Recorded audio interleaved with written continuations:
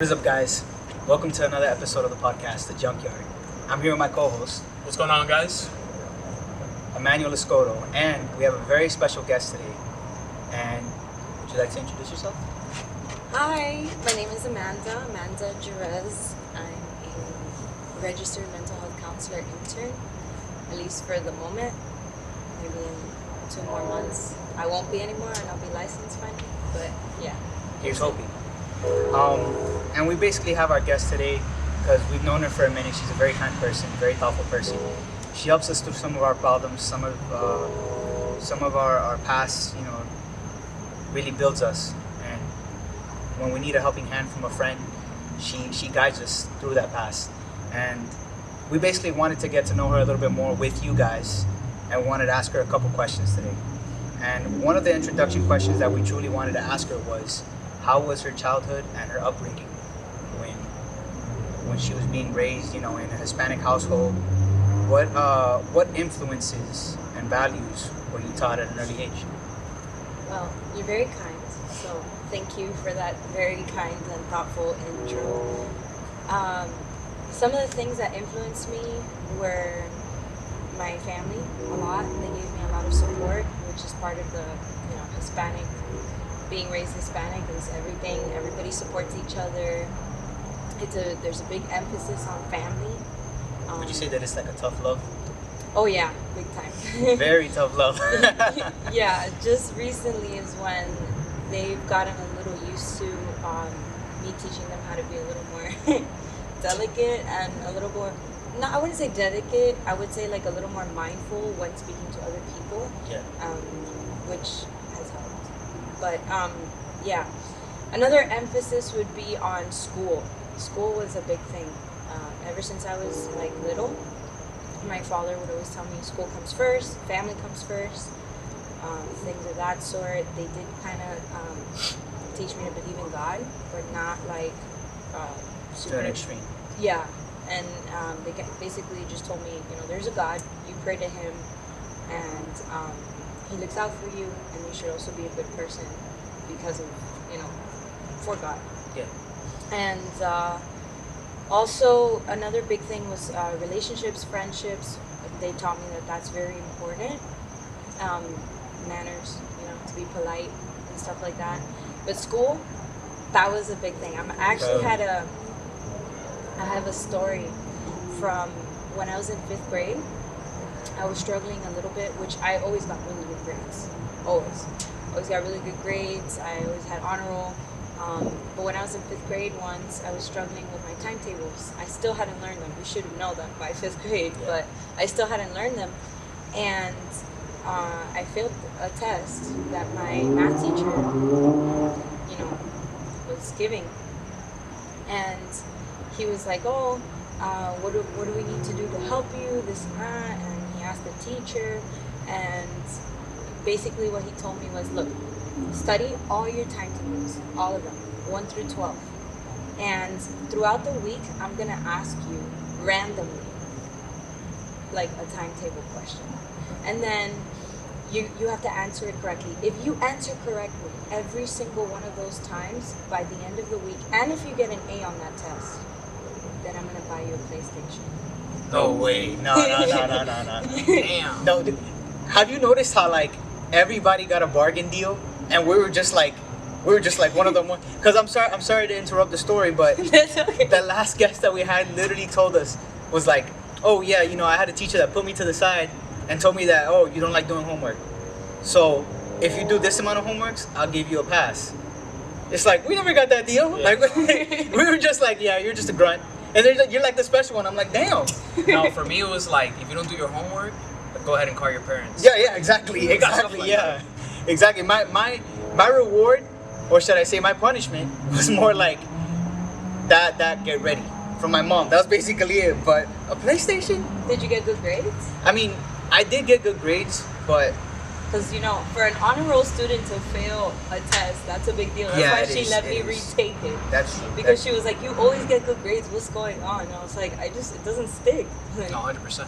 So you were talking about schooling and how your parents were like pretty hard on you, like when it comes to school and stuff like that.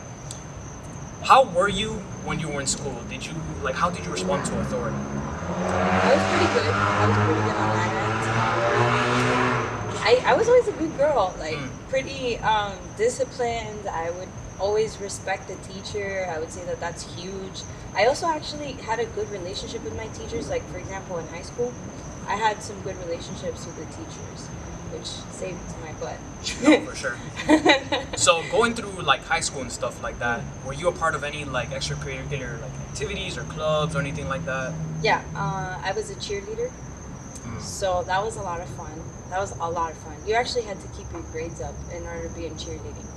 So that was kind of hard though. Because Did you learn anything from the camaraderie, like of having other cheerleaders around to support you and stuff like that, and learn new formations and stuff?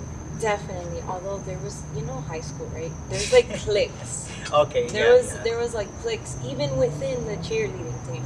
So it's funny because I'm actually a very friendly person. You guys know that, but within the team, like I knew them, but I didn't have my clique. Like a complete idea of who they were. They had their own little groups. Yeah, and I was kind of like, I don't know, like kind of solo, but I still loved it. Yeah. I don't know. It was the same thing for me and my wrestling team, honestly. I love them all. They're really nice people, really nice folks. They were just different grades, different classes, so couldn't really hang out with them a lot. But at the end of the day, like, you can still talk to them, and they'll be like, oh, yeah, I understand, blah, blah. Oh, I've had that teacher before. Yeah, they're a jerk. Oh, yeah, you're dealing with this now? Oh, you're going to get over it. Like, something like that. Right. Sometimes it even feels like if you have, like, I wouldn't say like a bigger brother, but more like somebody that's like, how do I put it? Looking out for you? Kind of like a veteran looking out for you. Like a mentor? Yeah, a mentor, even better, yeah. You have a mentor on those teams, and, like, I wouldn't say it was a brotherhood for me in wrestling, but I could rely on those guys at the end of the day. They're really nice folks. They're really nice people. So when you were in high school, is there anything that like high school has taught you that you still like apply to today? Like now in your adulthood? High school? Not so much. Like maybe like, oh, that, like for example, for me, I know that the friends you have in high school weren't really your friends. Like little stuff like that. Is there anything that high school has taught you? Oh, okay. I see. Maybe like see life what you experience mean. or Like anything life that? experiences. Yeah. I mean, I still talk to some of my friends back from high school, but it's not the same as like my close friends today. And I don't know. I guess when you become an adult, you realize that what friendships really are, the values of it. One thing I did get from my high school experience is that you should strive to be a good friend. Yeah. I was not the best person in high school. I admit, I was a little wild. Yeah. Honestly, me neither. Like, I guess when I was younger, I didn't really have that, how do I put it, those social cues, social awareness in general. I wasn't really as respectful as I am now. Like, going back to what you said on, how you're trying to teach your parents little by little on, what is respectful before they say it. They try to think a little bit, si puedo decir esto, if I can say this, how would this person react if I said this? And if it's a constant reaction every time you try to do it, yet they still talk to you, it's because they see something in you, but you have to learn to eventually control yourself and say, you know what, like, this person doesn't like this about me, so let me cool it down. On that department, let me try to talk to them a different way. Right. See how that goes. But Right. I didn't realize that then, though. Obviously, not until I got older. when you were in high school, and I guess you were kind of still in development, what exactly made you say to yourself that you wanted to pursue a career in mental health? In high school, I had no idea that that's what I wanted to do. My path towards mental health was very interesting. I always knew that I liked psychology. That, yes, because I would search things up on the internet about how people think, how people behave, and why they do certain things. So I was always interested in it. But right when I graduated high school, I said I wanted to take a year off, right? All right, so listen to this. This is how intense my family is. So I said I wanted to take a year off. And my family's like, yeah, okay, sí está bien. And one day in the summer, they're like, they ignored me, basically, right? And then one day in the summer, my dad's like, oh, look, you received una correspondencia. How do you say that in English? Correspondence? I don't think, I'm pretty no, sure mail. I like A letter? a letter in A the letter, mail. okay. Yeah. I received a letter in the mail from Miami-Dade College. And my dad's like, here, open it. And I'm like, it's probably just one of those like one of those advertisements. Yeah. Yeah. You know, or trying to get you to go into the Mhm. school. He's like, why don't you open it and see? I'm like, okay, fine. So I open it and I look at it and it says, and they're like, what does it say? And they're all eagerly looking at me, like intensely. And I'm like, it says I've been accepted? What? I didn't even apply. Uh-oh. And then I look at my sister and she's cracking up. Wow. And I'm like, did you apply for me? And she goes, she just keeps laughing. And I'm like, seriously? She's like, yes, you're not taking no year off. What do you think Oh of my life? gosh. She's Who like- said that? Your sister or your mom? My sister, she's like, you're taking the summer off and then you're gonna start in the fall. And don't you worry, so you better be at that orientation. And don't you worry because I'll help you choose your classes. Summer break. Yeah, I guess over our cut, Amanda was discussing that her family had basically applied her for school without her knowledge, and honestly, that is something that a Hispanic family would do. Like that's 100% something that it's like, oh, you think you're gonna take a break? You think that you're gonna, fuck that. Like, no, you're gonna keep going. But yeah, I mean, would you say that your family is like one of your main drives for like consistently learning more and more about your field? I would say partly. Partly. I Okay. think the big part of it is just my passion for it. My passion for helping people. And what about any other influences outside of your family? Like anything in the media? Any favorite kind of?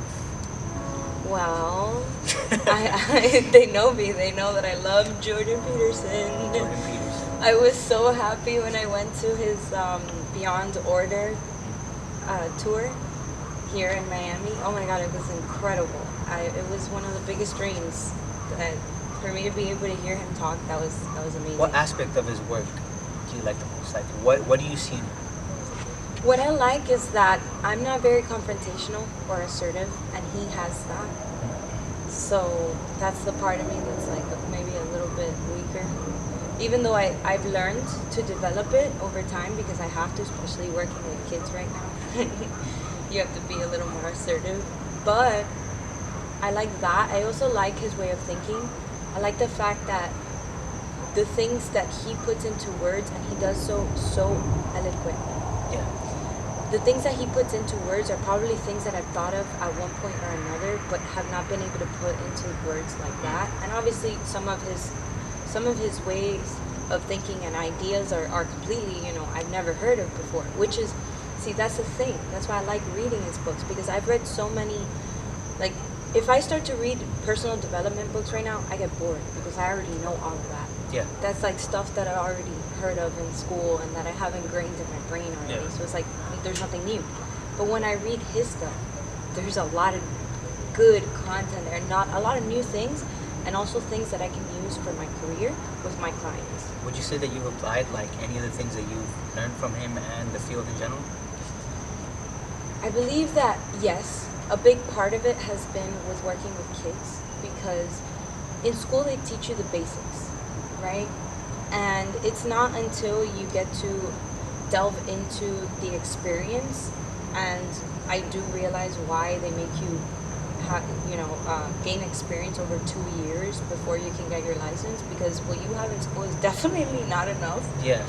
for being just thrown out there. Yeah. Therapy is the kind of thing where I've seen the craziest things that you can think of, and so it's chaos, basically. You say that And it's helped a lot with the kids. you've seen a lot of things in therapy. What are some of the things that you think have impacted you somewhat on a negative scale? So on a negative scale, I think partly it would be, Maybe even the lessons that you learned off of some of your clients, some of the children, even. well, I think a big part of it was that I have become more desensitized now, but before there have been moments where I just I had to stop and go into the bathroom and cry. Wow. And it's been because I've never experienced all that pain like they have. I've experienced my own kind of pain, but not to the extent of some of my clients. And I think one thing that how it's impacted me negatively possibly would be that now I'm desensitized, but before it was really hard to deal with. Like emotionally, it's draining. The field is draining, emotionally and mentally draining. And it might make you a little paranoid at first even. It might make you think that maybe you have a whole bunch of other problems that you possibly don't. I say that because, you know, when you're in school and when you start being a therapist, you're like, oh, I have this, I have that. You try to diagnose yourself, but You try to kind of like see what you're taught and figure out your own problems. right. So When in reality, I honestly feel as if, I'm sorry to cut you off. I honestly feel as if, you know, we need each other at the end of the day, human beings. You know, your significant other is somewhat like your therapist. You know, you relay things to him and you say, hey, you know, I felt this way today, or hey, not too sure about this, you know, what do you think about this? Can you give me your opinion on that? Even reassurance. And I guess like off of those experiences, they come with a negative impact, but at least they come with a lesson. They at least come with a lesson, and you know, we all know that, you know, in life, we're gonna go through things. We're gonna be a sponge towards other people's problems. Even if we're not therapists, eventually we're gonna hear other people's problems. right, And you know, as a friend. I always confuse these words. I always feel dumb whenever I confuse these words. But is it sympathy or empathy? Empathy would be when you are putting yourself in somebody else's shoes. Okay. Sympathy would be you feel bad for them. I feel bad. Okay, so I feel as if whenever anybody gives us their own issues or anything they're going through, we have that empathy, and we can try to like kind of be in their perspective and say, you know what, in my situation, what I would do is, and then you give them your own opinion. Of course, they should take it with a grain of salt. They should consult a therapist. But you know, for the people that we care about, we're gonna be honest with them. We're gonna tell them like how we feel. If we truly care about them, there's no holds barred. It's always gonna be 100%. And you know, when it comes to those times where you hear, you know, how could the world be like this? How could it be that somebody like this person of this quality is going through these things? And you know, when you see that they go through these things, but they come out of these things better, you see that there's still positivity in the world. You still see that there's a light at the end of the tunnel. And so I kind of wanted to ask another question regarding that. How did you take the positive side of when you were developing as a therapist and still developing as a therapist? What did you take from those positive experiences? I think it's made me stronger emotionally. So when I say desensitized, it's not all the way to the point where I've lost empathy. Because if you lose empathy, then that means that you're burning out. So that's something that they warn against in school. Is if you're losing your empathy, just stop working for a while. But I think a big part of it would be that it's made me emotionally stronger, and some of those negative experiences. So what I do is I hold on to the hope that I can help them, right? So I hold on to I'm trying to help them. So that the trauma, I listen to it, and I'm empathetic, and I try to put myself in their shoes, and I sometimes I feel it. But when I get out of that session, in session, I'm being strong for you. Okay. And when I get out of that session, sometimes I'll cry, and then I'll be like, but you know what? They smiled at some point at the end, or they probably, a lot of times they say, oh, thank you so much for that. They That took something really from helped. it. They took So, I wanted to ask you, like, is there any advice that you would give to someone who aspires to be a therapist? Because me right now, like, I'm about to just get my associates. I just finished getting my certificate to be a personal trainer. So, of course, I'm going to apply all the knowledge that I can, as much as I can, learning from Jordan Peterson. Any self-development, I'm applying it to myself as well, so I can apply it to my clients. And as well, want to become, I want to do what you do. I want to be a CBT. For those that don't know, it's cognitive behavioral therapist. I think it's awesome work. I've always loved anything that had to do with psychology, philosophy. Is there any advice that you would give? Like for example, when you first started out, what was your headspace? Like, were you nervous, excited?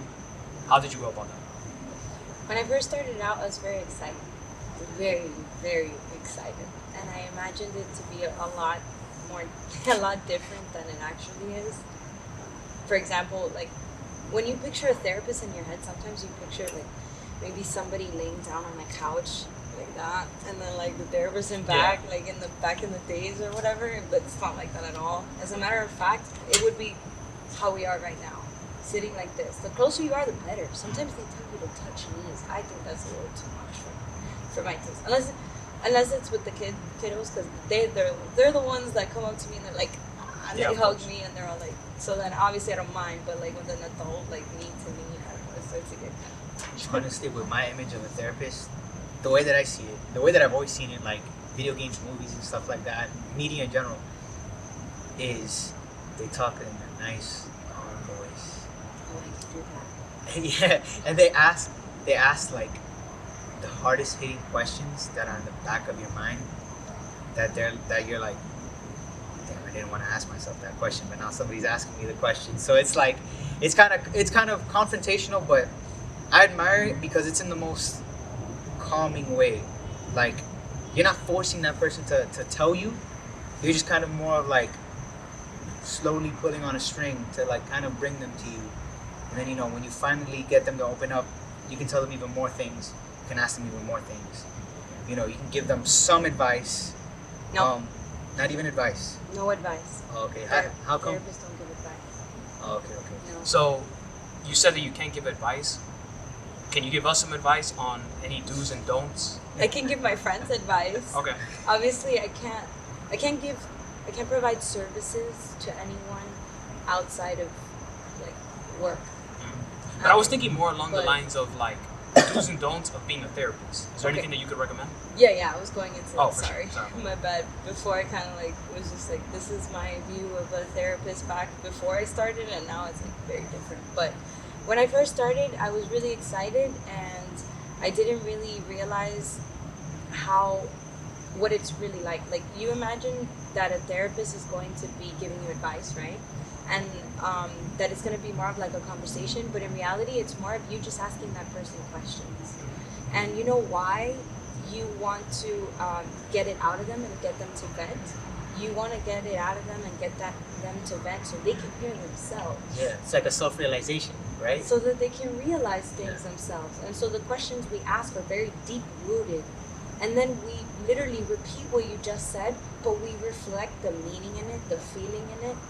And so my idea, when I would say one thing that you should do is be open-minded, because you might even get triggered with a lot of your clients yourself. You have to keep your own beliefs and your own values to the side a little bit. Like it's not about common. you. Yeah, you can. Very Yeah, common. I mean, I was always open-minded. I've always been open-minded, but for some other people, it might not be the same. Another thing I would say is that aim for that person to respect you. Don't get too close. You guys are not friends. Your clients are not your friends, even though it might feel that way sometimes. Yeah. And it's okay to self-disclose a little bit, but keep it to a minimum. I still self-disclose a little bit with my clients, and they feel so comfortable with me. They even invite me sometimes, like, "Oh, would you come to my graduation or something?" And I, unfortunately, I have to say no, because I don't want to cross work and personal life No, boundaries. 100%. What about relation? Like, do you try to relate a little bit, or You don't want to relate to your personal. what about stuff. like I wouldn't say a personal story, like not giving them too information, but more of like, I can understand what you're trying to tell me. You're not exactly saying that you've been in that position, but you've used that past to kind of get to them and then ask those hard-hitting questions. You get what I'm saying? You could. So Okay. that's the part where I say that a little bit of self-disclosure is okay.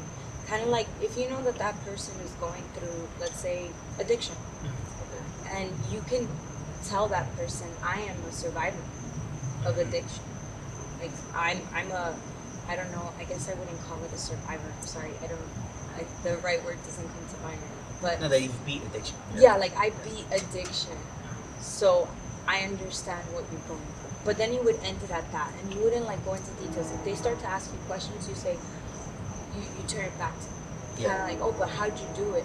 I would say, what is it about? Or you can say something like maybe, You can ask a question that kind of bounces yeah, back. that kind of like bounces back. It would be kind of like, oh, Sometimes you ask yourself, like, how does me telling you that help you? that's a good one. That's a good one. How would me telling you that help you? Yeah. You ask that person. Yeah. Everybody has their own mouth. Yeah. No, for sure. So basically, like you'd be like a mirror, basically. Yes, Yeah, that's the that's best what way. you need Perfect. to be, a mirror. Also, it's a lot of reading and writing, so get ready for that. For example, the statistics. Oh God, that was a killer for me. So be ready for that because statistics is. I'm actually taking a statistics class very, very soon, so But I'm not excited for that. regular statistics is not the same as psychology statistics. That's what I'm thinking. Like, how would statistics even be involved? Like, are involved with psychology? You know? Look, I passed thanks to my friend Obi. Thank you, Shout out, Obi. Obi. Shout out to Obi. But but I sometimes try reading. I'm gonna bring you guys one day a psychology article, and it's gonna be like half statistics, and you're gonna look at it and you're gonna be like, you're gonna read one sentence and you maybe understand one word out of the sentence. Wow. Yes, that's how tough it is. What is your favorite thing about being a therapist? It's rewarding. It's very rewarding. And you get to see how that person completely transforms into a better version of themselves, and that is absolutely beautiful. Look, I'm smiling as I'm saying it because I love my job so much, and that is the most beautiful part. That's the best part. 100%. Is there any general message that you would like to give to any of our viewers? Anything at all? General message: look out for your mental health. Check up on yourself every so often. Be humble. Don't think you're better than other people. This is the most, like, respectful. Like, this is the most respect I've ever seen in a message, and kind of like a, how do I put it? I don't want to call it an advertisement, but more of like a, kind of like a PSA is what I'd rather say. This is like the most respect I've ever seen. Like, be humble, be nice. Like, honestly, you know, the last person we were talking to was like more business oriented, but you're like, listen, like, in general, looking out for each other kind of stuff. You get me? Yeah. So, But at the same time, be honest. yeah. Be honest with your people. Honesty Like the goes people a you long way. love, honesty goes a long way. Hey, you were talking about my spouse earlier. When I tell him stuff and he is honest, he's brutally honest. When he's brutally honest with me, it may be really tough to hear at first, and I might even have to take a break from the conversation for a bit. But when I come back to him, I'm like, look, thank you. I needed that. I needed to hear that. So be honest. Yeah, and Just I'm don't sure be your afraid to clients hurt feel other the same people. way as well, right? Because I'm sure you have to tell them, you know, point blank how it is, how the situation is, in order for someone. Because I feel like a person can only acknowledge that something is wrong in their life until someone like blatantly tells them. Like, for example, let's say someone's a little bit overweight. If you tiptoe around it, like, hey, listen, no, you look good in like that dress, blah blah blah. Maybe try another dress, rather than just saying, hey, listen, like, you're my friend, and I feel like you're gaining a little bit, you know, too much weight. Hey, why don't you go to the gym with me? You know, like, if you tell them like that, they might actually self-reflect. Because sometimes we don't have time. If you're super business oriented, worry about school, you worry about this, you don't really have time to self-reflect and be like, dang, I actually did get pretty big. So it's always good to have those friends that tell you, like, you know, how it is. You don't end up slacking like that. So, kind of reflecting back to criticism, do you have any questions pertaining to us in general? Yes, I do actually. Why did you start the podcast? Honestly, I want to say that we started the podcast because we like talking to people. We like listening to their stories. We like listening to our own stories. Not that we're trying to be narcissistic, but more like Most we people like. do. Yeah, exactly. We like listening to each other's stories and our own perspectives. I don't know if the viewers can tell by now, but we both have different perspectives. Not, you know, completely different perspectives, but perspectives to where, okay, I can see why he sees it that way. I can see why he sees it this way. And, you know, of course, I respect Emmanuel's perspective. He respects mine. And, you know, we've been friends for a minute now, so this was just something that was lingering in our mind. We we haven't been perfect in it, admittedly. We haven't been the best, but honestly, I mean, I can confide in Emmanuel to be honest with me. It goes back to honesty, and you know, do the best that he can do when it comes to being a podcaster. I can see that he develops. All right, so I don't think Nick actually genuinely remembers how we started or why we started the podcast. But if I'm not mistaken, we were in the parking lot because there's a trail that we normally go to. We used to go to very, very, very often. We talk about the same things. I'm not going to say what it is, but it was always the same topic. And then sometimes we'll transition to like maybe money or this or that, different things. And I remember, if I'm not mistaken, Nick is the one that brought it up and said, I'm pretty sure it was you that said it. You're like, yo, these conversations that we have, why don't we just talk about it on a podcast so that other people can hear it? Yeah. Because I feel like we generally have, like you said, not to sound narcissistic, but I feel like sometimes we think about the world from a different perspective. Thought-provoking Or questions. thought-provoking questions and just out-of-the-box thinking, you know? And it's something that I've always liked about our friend group. Shout out Jonathan. He actually used to be he used to be our third co-host, but he's doing his own thing now. He's thriving better than ever. And he's doing what I feel God called him to do. Congrats, So, Jonathan. Yeah, 100%, you know? Besides that, I've always liked talking about philosophy. That was my main thing. I've always questioned my existence, how, like, because I personally believe in God. And I've always, like, every time I look at the world, it's just proof of, like, why God exists, you know? And I've always thought about those things, and I'll talk about it with Nick, I'll talk about it with my cousins, and it's just all these conversations that we've had. Unfortunately, I wish that all of us could be part of one podcast. I feel like that would genuinely be amazing. But the more people that you add, the harder it is because we have different jobs, different timing and stuff like that. Yeah. And so I'll resort to talking to my mom. Like, she enjoys like talking to me, but you know, after work and all that stuff, plus you know, she has like a certain type of disease that like makes her very tired. So I don't try to like talk to her too much and let her rest and stuff like that. That's pretty much the main reason why I started the podcast. I also have a personal channel. It's called KMF Lifestyle, guys. Go ahead and subscribe to that. I've always been into the YouTube scene.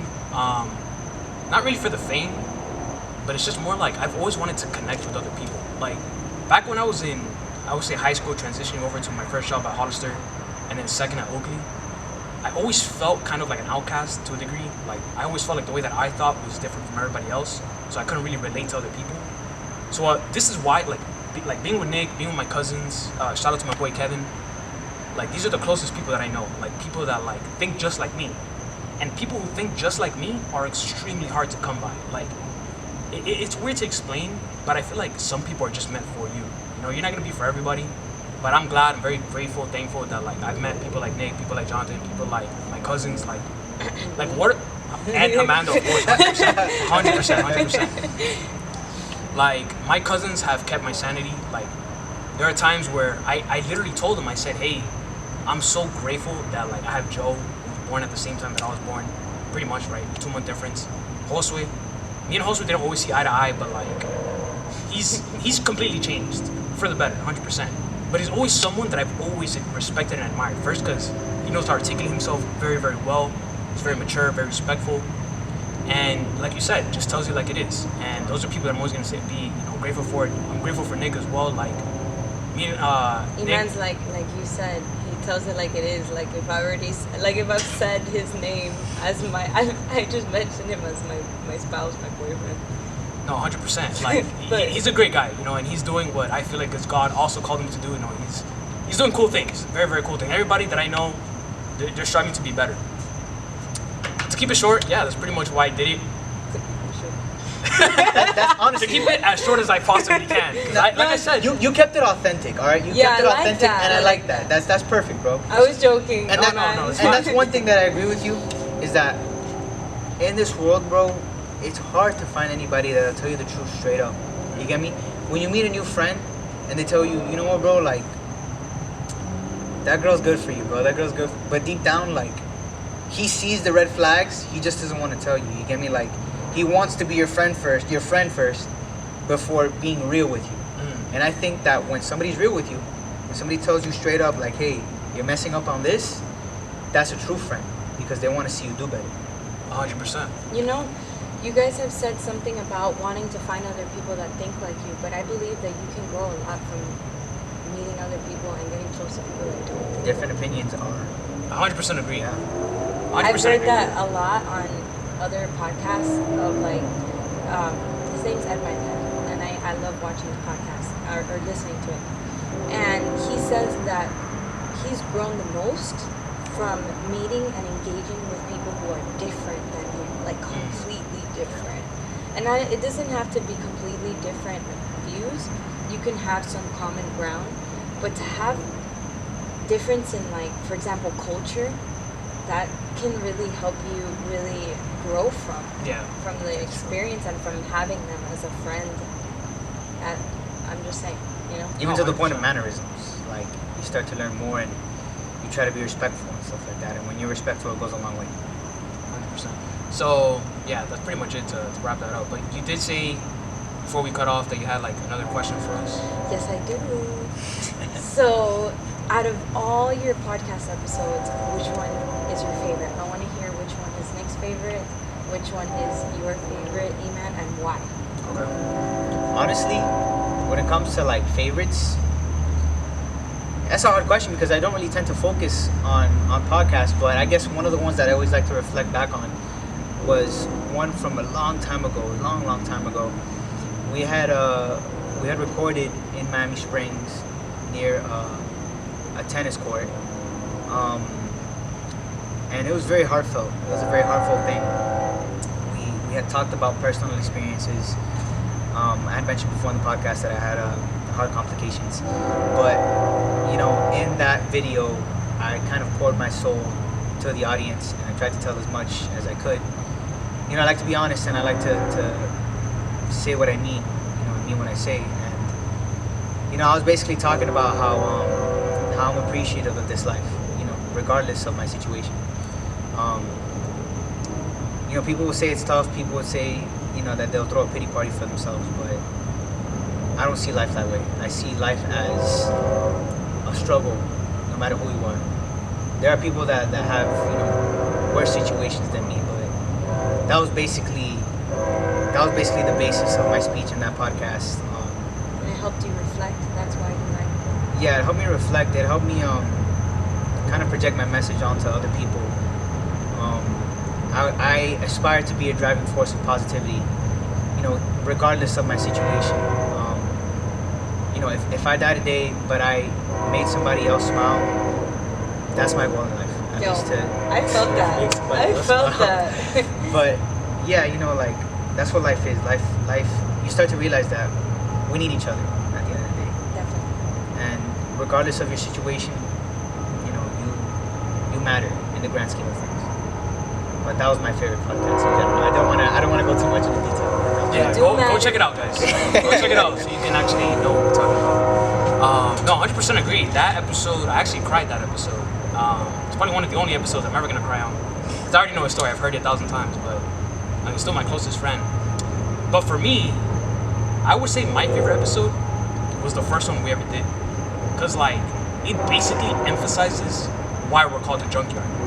We started off with scraps, like Was it the one scraps. when it was raining? It was raining. Yeah. I remember that one. It was called so Genesis, funny. and for those that don't know, Genesis means the beginning, and that's the beginning of our journey. And we had nothing else but a table that we're using right now to eat. We bought like this little stand for your phone, and that's what we recorded on. That's all we had, just the phone. Came with a boom mic. It came with a boom mic. We had a table, and then we had the natural light from the trail. That's pretty much it. It was 45 seconds. We cut it short just to introduce ourselves, and then after that, we stopped for a little bit because we were clowning around. We live a busy life. Clubbing here and there, getting girls. You know how it be. It's hard out here. But 2023, we've come focused. We had a good conversation on a video game, ironically. But I would say that we're doing pretty good. We're doing all right, and I don't really see us stopping from here. And honestly, we feel like 2023 is our year. So yeah. So you liked it because you started from the bottom. Now we're here. That's pretty much it. There you go. Shout out Drake. That's why that's your favorite one. Yeah, I mean, in general, this podcast is more of a journey for us. It's a journey for us in general. We love our friends, we love our family. we want to get to know our friends a little bit more. We want you guys to get to know our friends a little bit more, so you can kind of see our mindset and our questions for them, our mindset and our questions for ourselves, and how the audience would respond to such things. But our general message, I guess, when it comes to the questions that you pose, is we made the podcast not only for ourselves, but for a new perspective that we could share to YouTube, a new perspective that we could share to anybody that clicks and tunes in. You know, Emmanuel has been through so many things in his life as well, that, you know, his mind will give you his perspective. I've been through things, you've been through things, and that's why we love having guests on. That's why we love having, you know, new mindsets, new experiences. Sometimes, you know, we like to invite people because of career, but really it's because of history. Really it's because of experience. Really it's because of, you know, how they bring themselves to come on and spill the beans, share their own story. And, you know, I think it's a beautiful thing. I think it's something pleasant. You know, you don't get to hear people tell their story. And that's what we aim for. So, all right, guys, we basically kind of want to close off the video, and we wanted to give a very special thanks to our guest for coming in today with us. She also has her own kind of outro, and we love it. We love hearing it on Instagram. Very positive message. Okay, so I say it now? Yeah, you can say it. Okay, today was a beautiful day to be alive. Just like every other day, so happy on birthday to you. And my sad dog. There you guys have it. Once again, I want to thank Amanda for showing up today. A lot of words of wisdom, things that have opened my eyes, you know, like how you stated. The best thing is to actually have people that don't agree with you, so you can, you know, open your mind and stuff like that. I'm definitely going to take that away from the podcast. Hope you guys got a lot of value from this. Make sure to like, comment, subscribe. Stay tuned for our next video. We're going to be dropping, this is going to be dropping Monday, and then our following video is going to drop on Friday. So we thank you guys for watching. Go ahead and share with all your friends and stuff like that. If you guys want to be, if you guys have any like recommendations or advice that you can give us, go ahead and drop it down in the comment down below. I'll drop Amanda's Instagram. You want us to drop it on in the description? Sure, yeah. All right, for sure. So that way you guys know where to follow her. Anything you want to say, Nick? I just got to say peace out. Peace out, guys. Take Peace care. out.